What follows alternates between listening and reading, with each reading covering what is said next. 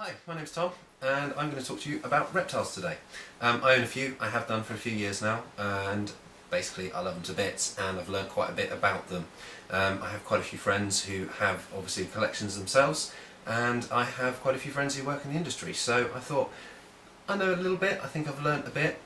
This is by no means a guide, this is my advice based on my personal experiences and obviously things I've learnt. I hope you enjoy. Right, now we're going to talk about buying your first reptile.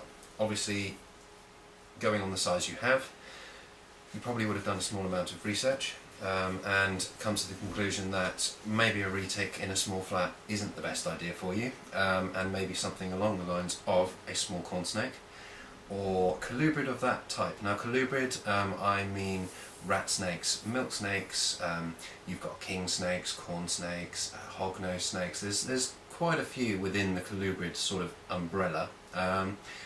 And they're all fairly small snakes. There are a few exceptions, thinking about king rats, you know, they can get very large. There's some Thai beauty snakes, and obviously cave snakes that can get to a large size. We're talking sort of, you know, upwards of 8 foot. Now, although they won't be the girthiest snake, it's still a very large snake to house. You're talking 4 to 5 foot by 2 to 3 foot vivariums, and that's a large amount of space to dedicate if you're in a small property. I wouldn't advise the larger colubrids unless you were in a house and you could sort of dedicate a large part of your room to it. And of course that size snake is going to need quite a bit of exercise, and you're going to need the time to be getting it out a lot. Obviously with smaller snakes like corns and hognoses and milks, you're going to be finding it a lot easier to manage it, feed it, clean it, because it's going to be, for most of its life, you know, most average corns and hognoses and such, they won't need a vivarium much bigger than sort of 3 foot by 2 foot. As long as you get them out regularly and exercise them properly, as you can see I do with this one pretty much nearly every day, unless feeding, but we'll talk a bit about that later. Now what we're going to talk about now is buying a snake. Now I bought this corn snake about a year ago. She was 6 months old. I bought her from my local pet store, Phil at Spire Ridge Reptiles. You will see some links to him on my YouTube page, and he's a lovely guy. He knows his stuff. He's worked in zoos. He's had many shops, and he is very knowledgeable. So obviously when I went to buy my first corn, I wanted to make sure it was from someone I trusted. Maybe before buying your first snake, go and visit your reptile shop a bit before. Maybe get to know him a bit, and he will then obviously, you know, he or she will sort you out a very nice deal and a very nice snake, and hopefully a healthy one. Now, obviously, when I went to buy the snake, I checked the vent, which is basically its bum. I made sure that there's a small slit here, that it's very much clean. There's no sort of residue excrement, there's no swelling, there's no sore area there, which means he's passing waste, and you know, it's all very healthy on that end. The next end I would check would be the mouth and the head, if lovely Voodoo here will cooperate.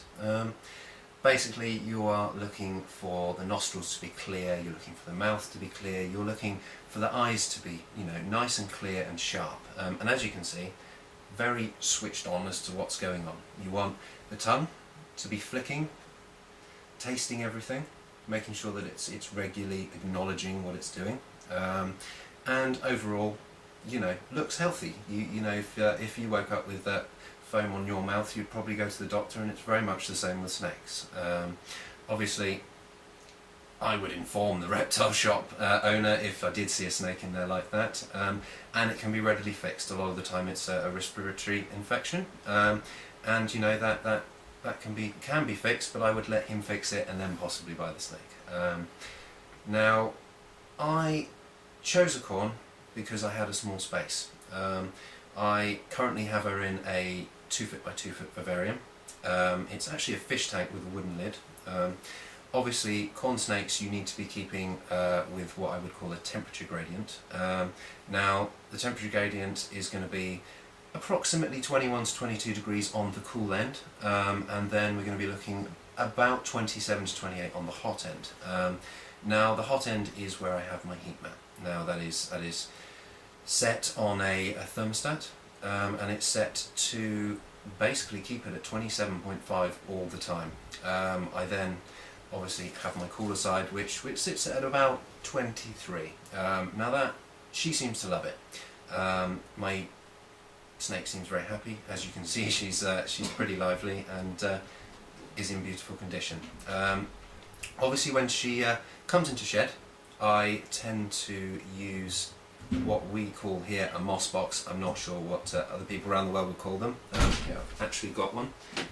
Now this is basically eco moss. I buy it at my local reptile store from Phil, and it's relatively inexpensive. It comes in a dried block. You pull off a very small amount. I sort of broke one of these bricks in half and soaked it and had enough to sort of, you know, pretty much cover my bed. So you really do need a very small block, and I basically make it damp, wring it out as it says on the instructions. It's quite easy to follow, and place it into, in this case, a small Chinese takeaway tub, and that lets them regulate how moist they need to be. I find with snakes like my Brazilian rainbow boa, when they're young, they need humidity of 80% plus. Now that's a lot of humidity, so unless you have, you know, a very nice sealed tank which you can have a mister in and really keep the humidity up, it's going to be a chore. So I find using the moss box, I can keep an average humidity in the tank of 70 to 75%, which is quite easy to maintain with, you know, a spray 4 or 5 times a week, with just a simple spray bottle. Make sure it's nice and clean. Don't use an old, you know, cleaning product bottle or something. Buy one for the purpose, and it just keeps it nice and moist. So now she can regulate. I'm going into shed, I'm going to need more moisture.